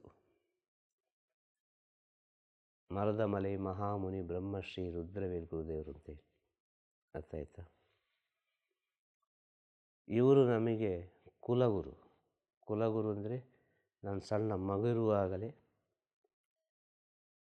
ಅವರ ಜೊತೆ ಇದ್ದವು, ಸಣ್ಣ ಮಗುರುವಾಗ. ಆದರೆ ನಮಗೆ ಆಗ ಗೊತ್ತಿಲ್ಲ ಏನು ಎಂತ ಅಂತೇಳಿ. ನಮ್ಮ ಒಂದು ಅರಿವು ಬರುವಾಗ ತನ್ನಿಂತಾನಾಗಿ ಆ ಭಗವಂತನ ಇಚ್ಛೆಯಂತೆ ನಮ್ಮ ಪೂರ್ವಜನ್ಮದ ಕರ್ಮವು ಪುಣ್ಯವು ಎಲ್ಲವನ್ನು ಸೇರಿಸಿ ನಮ್ಮ ಋಣ ಎಲ್ಲ ಟೋಟಲ್ ಹೇಳೋದಾದರೆ ಅವರ ಹತ್ರ ಕರ್ಕೊಂಡು ಹೋಗಿ ನಮ್ಮ ನಿಲ್ಲಿಸಿತ್ತು. ಗುರುಗಳ ಹತ್ರ ಹೋದದ್ದು ಹೇಗೆ? ಇವತ್ತು ಹೋಗಿ ನಾಳೆ ಬರಬೇಕು ಅಂತೇಳಿ, ಇವತ್ತು ಹೋಗಿ ನಾಳೆ ಬರಬೇಕು ಅಂತ ಬಂದದ್ದು 13 ವರ್ಷ ಬಿಟ್ಟು. ಅರ್ಥ ಆಯ್ತಾ? ಹಾಗೆ ಅವರ ಸೇವೆ ಮಾಡಿ ಮಾಡಿ ಮಾಡಿ ಈ ಸ್ಥಿತಿಗೆ ಬಂದು ಕೂತು ನಿಮ್ಮ ಹತ್ರ ಎಲ್ಲ ಮಾತಾಡ್ತಾ ಇದ್ದೇವೆ. ಇನ್ನೆಂತ ಬೇಕು? ಗುರುಸೇವೆಯ ಮಹತ್ವ ಅದು ವರ್ಣಿಸಲಿಕ್ಕೆ ಅಸಾಧ್ಯ. ಗುರುಸೇವೆ ಮಾಡಿ ಜ್ಞಾನವನ್ನು ಪಡೆದುಕೊಂಡ್ರೆ ಅದು ಉತ್ತಮ ಜ್ಞಾನ, ಪವಿತ್ರ ಜ್ಞಾನ. ಪುಸ್ತಕ ಓದಿ ಇನ್ನು ಅನೇಕ ರೀತಿಯ ವಿಚಾರಗಳನ್ನು ತಿಳಿದು ಅದು ಸರಿ ಬರೋದಿಲ್ಲ. ಅದು ಏನಿದ್ರೆ ಅದು ಕಾಪಿ. ಅನುಭವ, ಸ್ವಂತ ಅನುಭವ, ಸ್ವಂತ ಜ್ಞಾನ, ಸ್ವಂತ ಅರಿವು ಏನಾದರೂ ಸರಿ. ಈ ಬ್ರಹ್ಮಾಂಡದಲ್ಲಿರೋ ಎಂಥದೇ ವಿಚಾರ ಆದರೂ ಸರಿ, ತನ್ನ ಒಳಗೆ ಆ ಸತ್ಯದ ಅರಿವಿದ್ದರೆ, ಆ ಜ್ಞಾನದ ಅರಿವಿದ್ದರೆ, ಆ ಗುರು ಚೈತನ್ಯ ಇದ್ದರೆ ತನ್ನಿಂದ ತಾನಾಗಿ ಅದಕ್ಕೆ ರಿಪ್ಲೈ ಸಿಗೋದು. ಅದು ಕಲಿತು ಬರೋದಲ್ಲ, ಅದು ಪುಸ್ತಕ ಓದಿ ಬರೋದಲ್ಲ. ಅದು ಅರ್ಥ ಆಯಿತಾ? ಖುಷಿ ಆಯಿತು ನನಗೆ. ಗುರುಸೇವೆ, ನಿಮ್ಮ ಗುರುಸೇವೆ ಎಲ್ಲಿ ಆಯಿತು? ನಮಗೆ ನೀವು ಗುರು ಆದಾಗಿ ನಿಮಗೊಬ್ಬರು ಗುರು ಇರಬೇಕಲ್ಲ. ಅವರು ಹೇಗೆ ಇದ್ದರು, ಎಲ್ಲೇ ಇದ್ದರು ಅಲ್ವಾ? ಮರದಮಲೆ ಮಹಾಮುನಿ ಬ್ರಹ್ಮಶ್ರೀ ರುದ್ರವೇಲ್ ಗುರುದೇವರು ಅಂತ ಹೇಳಿದರೆ ಅಗ್ನಿ ತತ್ವ. ಅವರು ಅಷ್ಟು ಸುಲಭ ಅಲ್ಲ. ಆ ಗುರುವಿನ ಹತ್ರ ಸೇವೆ ಮಾಡೋದು ಅಂತ ಹೇಳಿದರೆ ಅಷ್ಟು ಸುಲಭದ ವಿಚಾರ ಅಲ್ಲ. ಅದು ಬಹಳ ಶ್ರೇಷ್ಠವಾದ ವಿಷಯ. ಆ ಗುರು ಸೇವೆ ಬಹಳ ಪವಿತ್ರವಾದ ವಿಚಾರ. ಅದು ವರ್ಣನೆ ಮಾಡಲಿಕ್ಕೆ ಆಗೋದಿಲ್ಲ. ಅದು ಕ್ಷಣ ಕ್ಷಣ ಅನುಭವಿಸೋದು. ಆ ಗುರು ಸೇವೆ ಮಾಡುವಾಗ ದೇಹ ಭಾವನೆ ಇಲ್ಲದೆ ಗುರು ಸೇವೆ ಮಾಡಬೇಕು. ಹೇಳೋದರ್ಥ ಆಯ್ತಾ? ದೇಹ ಭಾವನೆಯನ್ನು ಬಿಡಬೇಕು ಗುರು ಸೇವೆ ಮಾಡುವಾಗ. ಸಮಯ ಸಂದರ್ಭದ ಅರಿವಿರಬಾರದು. ದೇಹ ಭಾವನೆ ಬಿಡಬೇಕು ಅಂದರೆ ನಾನು ಎಂಬುದನ್ನು ತೆಗೆದು ಬಿಸಾಡಬೇಕು. ನಾನು ಎಂಬುದನ್ನು ತೆಗೆದು ಬಿಸಾಡಿದರೆ ದೇಹ ಭಾವನೆ ಹೋಯಿತು. ಹೇಳೋದರ್ಥ ಆಯ್ತಾ? ಆಗ ದೇಹ ಭಾವನೆ ಹೋಯಿತು. ಈ ಸತ್ಯ ವಿಷಯ. ಹೇಳೋದರ್ಥ ಆಯ್ತಾ? ಆ ದೇಹ ಭಾವನೆ ಬಿಟ್ಟ ಕಾರಣ ಇವತ್ತು ಹೋಗಿ ನಾಳೆ ಬರುವವರು 13 ವರ್ಷ ದಾಟಿದು. No planning. ನಾನು ತಿಳ್ಕೊಳ್ಳೇ ಇಲ್ಲ. ನಾವೊಂದು ಗುರು ಸೇವೆ ಮಾಡ್ತೇವೆ, ಇಲ್ಲಿ ಹೋಗ್ತೇವೆ ಅಂತೇಳಿ. ನಾವು ಹೀಗೆ ಆಗ್ತೇವೆ ಅಂತ ನಾವು ಅನಿಸಲೇ ಇಲ್ಲ. ನಮ್ಮ ಪೂರ್ವಾಶ್ರಮ ಸ್ಥಿತಿಯನ್ನು ಹೇಳೋದು, ಹೀಗೆ ಆಗುವ ಮುಂಚಿತವಾದ ಸ್ಥಿತಿ. ಅದನ್ನೇ ಹೇಳೋದು ವಿಧಿ. ಅದು ಕರ್ಕೊಂಡು ಹೋಗ್ತದೆ ನಿಮ್ಮನ್ನು. ಎಲ್ಲಿ ಕರ್ಕೊಂಡು ಹೋಗ್ಬೇಕು ಅಲ್ಲಿ ಕರ್ಕೊಂಡು ಹೋಗ್ತದೆ, ಎಲ್ಲಿ ನಿಲ್ಲಿಸ್ಬೇಕು ಅಲ್ಲಿ ನಿಲ್ಲಿಸ್ತದೆ ಅಂತೇಳಿ. ಭಾಳ ಖುಷಿ ಆಯಿತು ನನಗೆ. ತಾಯಿ ಹತ್ರ, ಜಗನ್ಮಾತೆ ಹತ್ರ, ಒಂದು ಅಮ್ಮನ ಹತ್ರ, ಒಂದು ಮಗಳ ಹತ್ರ, ಒಂದು ಪವಿತ್ರ ಆತ್ಮದ ಹತ್ರ 2.5 ಗಂಟೆ ರಾತ್ರಿ 2.5 ಗಂಟೆಯಲ್ಲಿ ಈ ಒಂದು ಸತ್ಯ ವಿಚಾರ ಪ್ರಕೃತಿಗಾಗಿ ಸೇರ್ತಾ ಉಂಟಲ್ಲ ಅಂತೇಳೋ ಒಂದು ಸಂತೋಷ. ವಿಜಯೋದ್ಭವ ತಿರುಚಿಟ್ರಂಬಲ. ಮತ್ತೇನು ಹೇಳಲಿಕ್ಕಿದೆ ಹೇಳು. ನಮಗೆ ಏನು ಕರ್ಮ ಪಾಪ ಆ ಥರ ಎಲ್ಲ ಇರುತ್ತಲ್ಲ, ಗುರು ಸೇವೆ ಮಾಡೋದು ಅದು ಹೋಗುತ್ತಾ? 100% ಹೋಗ್ತದೆ. ಗುರು ಸೇವೆ ಮಾಡಿ ಹೋಗೋದಲ್ಲ ಅದು. ಅರ್ಥ ಆಯ್ತಾ? ಇಲ್ಲಿ ಸೂಕ್ಷ್ಮ ಇರೋದು. ಇಲ್ಲಿ ಗುರು ಸೇವೆ ಮಾಡ್ತಾ ಏನಾಗ್ತದೆ ಅಂತ ಹೇಳಿದರೆ, ನಾನು ಎಂಬುದು ಬಿಟ್ಟು ಹೋಗ್ತದೆ. ಈ ನಾನು ಎಂಬುದು ತನ್ನಿಂದ ದೂರ ಆಗ್ತಾ ಆಗ್ತಾ ಆಗ್ತಾ ಆಗ್ತಾ ಆಗ್ತಾ ಈ ಪಾಪ ಕರ್ಮಗಳು, ಈ ಋಣಗಳು, ಸಂಬಂಧಗಳು ಎಲ್ಲವೂ ದೂರ ಆಗ್ತಾ ಹೋಗುದು. ಅದು ಗುರು ಸೇವೆಯಲ್ಲಿ ಅಲ್ಲ. ಆ ಗುರು ಸೇವೆ ಮಾಡೋದು ಯಾಕೆ ಗೊತ್ತಾ? ಅದು ಹೋಗಲಿಕ್ಕೆ. ಅದನ್ನು ಹೋಗಿಸೋದು ನೀವೇ ಅಲ್ವಾ? ಸರಿಯಾಗಿ ಆಲೋಚನೆ ಮಾಡಬೇಕು. ಗುರು ಹೇಳ್ತಾರೆ, ಗುರು ಪಾಠ ಮಾಡ್ತಾರೆ, ಎಕ್ಸಾಮ್ ಬರೀದು ನೀವಲ್ವಾ? ಅದೇ ರೀತಿ ಗುರು ಹೇಳ್ತಾರೆ ಸೇವೆ ಮಾಡು ಅಂತೇಳಿ. ಸೇವೆ ಮಾಡು, ಮಾಡ್ತಾನೆ ಇರು. ಗುಡಿಸು, ವಾರಿಸು, ಅದು ಮಾಡು, ಇದು ಮಾಡು, ಆ ಕಡೆದು ಮಾಡು, ಈ ಕಡೆದು ಮಾಡು, ಏನೋ ಒಂದು ಹೇಳ್ತಾರೆ ಅವರು, ಖುಷಿ ಬಂದದ್ದು ಗುರು. ಆ ಸೇವೆಯ ಅನುಭವ ನಿನ್ನೊಳಗೆ ಬಂದ ಕಾರಣ ಆ ಗುರುವಿನ ಒಂದು ಸ್ಥಿತಿ, ಆ ಗುರುವಿನ ಒಂದು ಪ್ರೀತಿಯೋ ಏನೋ ಒಂದು ನಿನ್ನೊಳಗೆ ಬಂದ ಕಾರಣ ಈಗ ನೀನಿಷ್ಟು ಮಾತಾಡೋದಲ್ವಾ? ಇದು ಗುರು ಸೇವೆ ಫಲ ಅಲ್ವಾ? ಇದನ್ನೇ ನೀವು ಅರ್ಥ ಮಾಡಿಕೊಂಡ್ರೆ ಆಯ್ತಲ್ಲ. ಇಷ್ಟು ಸಣ್ಣ ವಯಸ್ಸಿನಲ್ಲಿ ಇಷ್ಟು ವಿಚಾರ ನಾನು ಮಾತಾಡಬೇಕು, ಇಷ್ಟು ವಿಷಯ ಕೇಳಬೇಕು ಅಂತೇಳಿದರೆ ಇದಕ್ಕೇನು ಕಾರಣ? ಇದು ಗುರು ಮಹಿಮೆ ಅಲ್ವಾ? ಯಾಕೆ ನನಗೆ ಬಾಕಿ ಇದ್ದವರ ಅದಕ್ಕೆ ಒಂದು ಅರಿವು ಬರಲಿಲ್ಲ? ಬಾಕಿದ್ದವರಾಗಿ ಒಂದು ಒಳಗೆ ಹೋಗಿ ಖುಷಿ ಖುಷಿಯಾಗಿರುವ ಅಂತೇಳಿ ಅರಿವು ಬರಲಿಲ್ಲ. ಯಾಕೆ ಗುರುಗಳ ಹತ್ರ ಕೂತ್ಕೊಂಡು ಎರಡು ವಿಷಯ ಮಾತಾಡಬೇಕು, ಆ ಗುರುಗಳ ಜೊತೆ ಇರಬೇಕು, ಗುರುಗಳ ಒಟ್ಟಿಗೆ ಊಟ ಮಾಡಬೇಕು? ಇದು ಹೇಗೆ ಬಂತು? ಇದನ್ನು ಆಲೋಚನೆ ಮಾಡೋ ಗೊತ್ತಾಗ್ತದೆ. ಇದು ಯಾಕೆ ಬಂತು, ಹೇಗೆ ಬಂತು? ಜನ್ಮಕ್ಕೆ ಸಂಬಂಧಪಟ್ಟ ವಿಚಾರ. ಈ ಜನ್ಮಕ್ಕೆ ಸಂಬಂಧಪಟ್ಟ ವಿಚಾರ ಈಗ ಯಾಕೆ ನಡೀತಾ ಉಂಟು? ಎಲ್ಲೋ ಒಂದು ಕಡೆ ಕೆಲವು ವಿಚಾರಗಳು ಪೆಂಡಿಂಗ್ ಇದೆ, ಅದನ್ನು ಸರಿ ಮಾಡಲಿಕ್ಕೆ ಬೇಕಾಗಿ. ಆ ಸರಿ ಮಾಡುವ ಗುರು ಒಂದು ಹೇಳ್ತಾರೆ, ಹೀಗೆ ಮಾಡು, ಹಾಗೆ ಮಾಡು, ಹಾಗೆ ಮಾಡು ಅಂತ. ಅದರಲ್ಲಿ ಅನೇಕ ರೀತಿಯ ವಿಚಾರಗಳಿರ್ಬೋದು, ಅನೇಕ ರೀತಿಯ ಪರೀಕ್ಷೆಗಳಿರ್ಬೋದು. ಅದನ್ನು ಸ್ವೀಕಾರ ಮಾಡ್ತಾ ಮಾಡ್ತಾ ಹೋಗೋ ಸತ್ಯದ ಅರಿವಾಗ್ತದೆ. ಆ ನಾನು ಎಂಬುದು ಬಿಟ್ಟು ಹೋಗ್ತಾ ಹೋಗ್ತಾ ಹೋಗ್ತಾ ನಾನು ಎಂಬುದು ದೂರ ಹೋಗುವಾಗ ಈ ಪಾಪ, ಕರ್ಮ, ಒಳ್ಳೆಯದು ಕೆಟ್ಟದ್ದು, ಸಂಬಂಧ, ಬಂಧ, ಗಿಂದ ಎಲ್ಲವೂ ದೂರ ಹೋಗಿ ಎಲ್ಲ ಶೂನ್ಯ ಅಲ್ವಾ? ಇಲ್ಲಿ ಯಾರಿಗೆ ಯಾರು ಇಲ್ಲಲ್ಲ. ಇದು ಅನುಭವದ ರೂಪದಲ್ಲಿ ತಿಳಿಬೇಕು, ಬಲವಂತವಾಗಿ ತಿಳಿಬಾರ್ದು. ಅದು ಒರ್ಜಿನಲ್ಲಾಗಿ ನಮ್ಮೊಳಗೆ ಫೀಲ್ ಆಗಬೇಕು. ಅರ್ಥ ಆಯ್ತಾ? ಹೌದಲ್ಲ, ನಾನು ಒಬ್ಬನೇ ಇರೋದಲ್ವ, ನನ್ನ ಶ್ವಾಸ ಇರೋ ತನಕ ಮಾತ್ರದ್ದಾನೆ. ನಿಜವಾಗಿ ನೋಡಿದರೆ ನನ್ನ ಒಂದು ಆತ್ಮಸಂಗತಿ ಯಾರು? ಒಂದು ಶ್ವಾಸ. ನನ್ನ ಬೆಸ್ಟ್ ಫ್ರೆಂಡ್ ಯಾರು? ಶ್ವಾಸ. ನನ್ನದು ಬೆಸ್ಟ್ ಲವರ್ ಯಾರು? ಶ್ವಾಸ ಎಂಬ ವಿಚಾರ ಬರ್ತದೆ. ಇದು ಇದ್ದರೆ ಎಲ್ಲರೂ ಪ್ರೀತಿಸುವುದು ನನ್ನನ್ನು. ಇದುವೇ ಇಲ್ಲಾದರೆ ಅಲ್ವಾ? ಇದುವೇ ಇಲ್ಲದಿದ್ದರೆ ಈ ಸತ್ಯದ ಅರಿವಾಗುವಾಗ ಅವನು ಮೌನವಾಗಿ ಶಾಂತವಾಗಿ ಎಲ್ಲರಿಂದ ದೂರ ಕೂತು ಕೂಡಿದಷ್ಟು ಒಳಿತು ಮಾಡಿಕೊಂಡು ಕೂಡಿದಷ್ಟು ಒಳ್ಳೆಯದನ್ನು ಹೇಳಿಕೊಂಡು ಆ ಶ್ವಾಸ ಇರುವಲ್ಲಿವರೆಗೆ ಆ ಭಗವಂತನ ನಾಮಸ್ಮರಣೆ ಮಾಡಿಕೊಂಡು ಆ ಗುರುವಿನ ಧ್ಯಾನ ಮಾಡಿಕೊಂಡು ಆ ಗುರುವಿನ ಜ್ಞಾನವನ್ನು ಸ್ವೀಕರಿಸಿಕೊಂಡು ಜೀವನವನ್ನು ಸಾಗಿಸ್ತಾ ಹೋಗ್ತಾನೆ. ಅವನು ಯಾರಿಗೂ ಸಿಕ್ಕಾಕೊಳ್ಳೋದಿಲ್ಲ. ಗೊತ್ತಾಯ್ತಾ? ಇದು ಅವರವರೇ ಮಾಡೋದು. ಅವರವರ ಪಾಪವನ್ನು ಅವರವರ ಕರ್ಮವನ್ನು ಅವರವರೇ ಮುಗಿಸುವುದಿಲ್ಲ. ಅವರವರ ಪಾಪ ಕರ್ಮ ಸರಿಯಾದ ರೀತಿಯಲ್ಲಿ ಮುಗಿಲಿಕ್ಕೆ ಬೇಕಾಗಿ ಇಲ್ಲಿ ಗುರು ಅಂತೇಳೋ ಒಂದು ವಿಚಾರ ನಿಲ್ಲೋದು. ಅರ್ಥ ಆಯ್ತಾ? ಆ ಗುರು ಇದ್ದರೆ ಅದು ಆಗೋದು. ಅದನ್ನೇ ಹೇಳಿದ್ದು. ಮಾಸ್ಟ್ರು ಪಾಠ ಮಾಡ್ತಾರೆ, ಎಕ್ಸಾಮ್ ಹಾಲಲ್ಲಿ ನೀವೇ ಬರಿಬೇಕು, ಅಲ್ಲಿ ಮಾಸ್ಟ್ರು ಬರೋದಿಲ್ಲ ಅಲ್ವಾ? ಅದೇ ರೀತಿ ಗುರು ಕೂಡಿದಷ್ಟು ಹೇಳ್ತಾರೆ.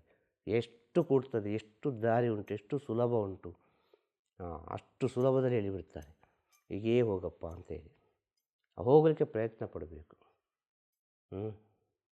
ಹೋಗ್ತಾ ಹೋಗ್ತಾ ಹೋಗ್ತಾ ಒಂದು ಒಳ್ಳೆಯ ಒಂದು ಪವಿತ್ರವಾದ ಒಂದು ಸ್ಥಳ ಸಿಗ್ತದೆ, ಅಲ್ಲಿ ಕೂತ್ಕೊಂಡ್ರೆ ಆಯಿತು, ನಮಃ ಶಿವಾಯ ಅಂತೇಳಿ. ಮತ್ತು ಪ್ರಪಂಚವೇ ನಮ್ಮನ್ನು ನೋಡ್ತದೆ. ಪ್ರಪಂಚಕ್ಕೆ ನಾವು ಬೇಕಾದವರಾಗ್ತೀವಿ. ಯಾವಾಗ ಗೊತ್ತಾ? ಆ ಸತ್ಯದ ಅರಿವಾದ ನಂತರ. ಸತ್ಯದ ಅರಿವಾಗುವ ಮುಂಚೆ ಉಂಟಲ್ವ, ಈ ನಾನು ಅಂತ ಇದ್ದರೆ ಅದು ಈ ಪ್ರಕೃತಿ ಸ್ವೀಕರಿಸುವುದಿಲ್ಲ. ಈ ನಾನು ಎಂಬುದನ್ನು ಬಿಟ್ಟು ಸತ್ಯದ ಅರಿವಿನಲ್ಲಿ ಇದ್ದರೆ ಪ್ರಕೃತಿ ತನ್ನಿಂತಾನಾಗೆ ಸ್ವೀಕರಿಸ್ತದೆ. ಪ್ರಕೃತಿ ಸ್ವೀಕರಿಸುವಾಗ ಎಲ್ಲ ಜೀವರಾಶಿಗಳು ಸ್ವೀಕರಿಸ್ತದೆ. ಇಷ್ಟೇ ಆಗೋದು ಗುರು ಸೇವೆ ಮಾಡಿದರೆ, ಬೇರೆ ಏನಾಗೋದಿಲ್ಲ. ಎಲ್ಲವೂ ಕಳೆದು ಹೋಗ್ತದೆ. ಎಲ್ಲವೂ ಕಳೆದು ಹೋಗಬೇಕಾದ್ರೆ ನಾವು ಪ್ರಯತ್ನ ಪಡಬೇಕು. ನಾವು ಪ್ರಯತ್ನ ಪಟ್ಟರೆ ಮಾತ್ರ, ಅಂದರೆ ಅವರವರು. ಆದರೆ ಕಳೆದು ಹೋಗೋದಂತೂ ಸತ್ಯವೇ. ಒಂದು ಒಳ್ಳೆ ಸ್ಥಿತಿ ಸಿಗೋದಂತೂ ಸತ್ಯವೇ. ಒಂದು ಒಳ್ಳೆ ಮುಕ್ತಿ ಸಿಗೋದಂತೂ ಸತ್ಯವೇ. ಎಲ್ಲವೂ ಸತ್ಯವೇ. ಇಲ್ಲಿ ಗುರು ಅಂತ ಹೇಳೋದು ಯಾಕೆ ಗೊತ್ತಾ? ಅವರಿಂದ ಇದು ಆಯಿತು, ಅವರಿಲ್ಲದ್ರೆ ಈ ದಾರಿಯಲ್ಲೇ ಹೋಗಲಿಕ್ಕೆ ಸಾಧ್ಯ ಇಲ್ಲ ಅಂತ. ಆದ ಕಾರಣ ಗುರುವಿಗೆ ಮೊದಲ ಮಹತ್ವ. ಆದರೆ ಆ ಸತ್ಯವನ್ನು ತಿಳಿಯುವುದು ನಾವೇ ತಿಳಿಯುವುದು. ಅದು ಗುರು ಇದ್ದರೆ ಮಾತ್ರ ಸಾಧ್ಯ. ಅರ್ಥ ಆಯ್ತಾ? ಬೇರೆ ಎಂತ ಬೇಕು? ಖುಷಿ ಆಯ್ತು ಅಂತ ಮಾತಾಡಿ. ಈಗ ಒಳ್ಳೆಯ ಜ್ಞಾನ ವೃದ್ಧಿಯಾಗಲಿ ನಿಮಗೆ. ನಿನ್ನೊಳಗೆ ಒಳ್ಳೆಯ ಜ್ಞಾನದ ಸ್ಥಿತಿ ಬೆಳೆದು ಪ್ರಪಂಚಕ್ಕೆ ಒಂದು ಜ್ಞಾನವನ್ನು ತೋರುವ ಒಂದು ದಾರಿದೀಪವಾಗಿ, ನಂದಾದೀಪವಾಗಿ ಶಾಶ್ವತವಾಗಿರು ಮಗಳೇ. ಅಷ್ಟೇ ಹೇಳೋದು ನಾನು. ಅರ್ಥ ಆಯ್ತಾ? ತಿರುಚಿಟ್ರಂಬಲಂ ತಿರುಚಿಟ್ರಂಬಲಂ ಗುರುವೇ ಶರಣಂ ಗುರುವೇ ಶರಣಂ. ನಮಃ ಶಿವಾಯ ನಮಃ ಶಿವಾಯ ನಮಃ ಶಿವಾಯ ನಮಃ ಶಿವಾಯ ನಮಃ ಶಿವಾಯ ನಮಃ ಶಿವಾಯ.